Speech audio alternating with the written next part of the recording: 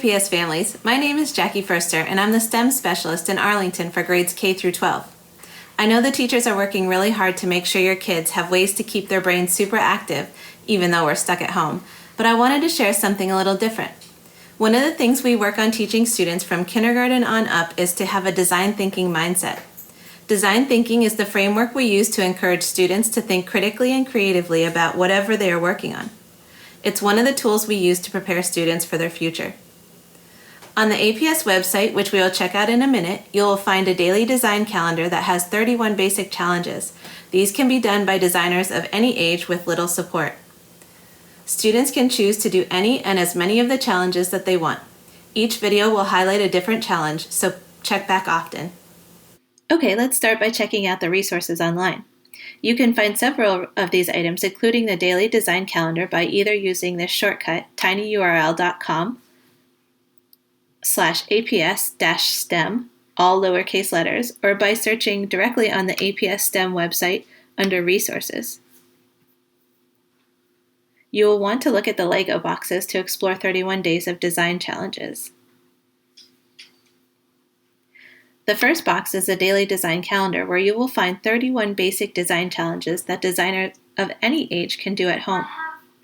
Students can go in any order and choose to do whichever challenge that they're interested in, but we'll be posting videos on AATV focusing on one design per video. The next Lego block gives some suggestions for what materials you can use to build with at home. There are several ideas here, but you can get creative with things that are available to you at home. It's perfectly fine just to draw your designs on paper, but you can also build with Legos or other building toys like blocks. You can use cardboard boxes. You can use clay or Play-Doh. You can actually build with cardstock paper or construction paper. We really like to build with clean recyclables and keep a bag here at home in case there's something we want to try designing. As long as they're not sharp or made of glass, then we usually can use it.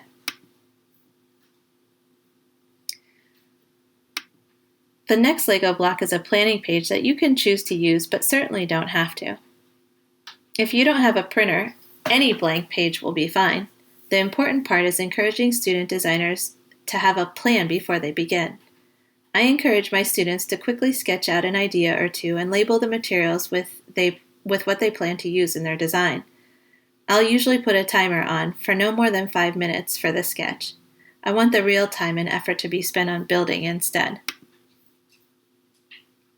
The next Lego will take you to the design process. This is a simple version that can easily be used with elementary students. It takes them through the engineering design process with asking or identifying the problem, imagining multiple solutions, planning with their criteria in mind, creating which includes testing to make sure it meets the design criteria, and reflecting on their work during and after they're finished. We encourage students to think about how this process appears to be a loop, but sometimes we have to go back and forth between the stages as needed. The final Lego button on this page is an important one because it allows our designers to have a global audience. This link will take you to a publicly shared Flipgrid where designers can easily log in and share their creation in a brief video. The recording time is about 1.5 minutes, and your student might also already be familiar with Flipgrid because it's used in many elementary and middle school classrooms.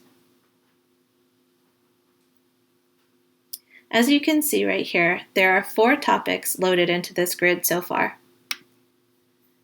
Students can choose the grid for whatever design they're working on, or they can do a generic one right here with Share Your Design. So even if you're designing something that's not on the calendar, we'd love to see it.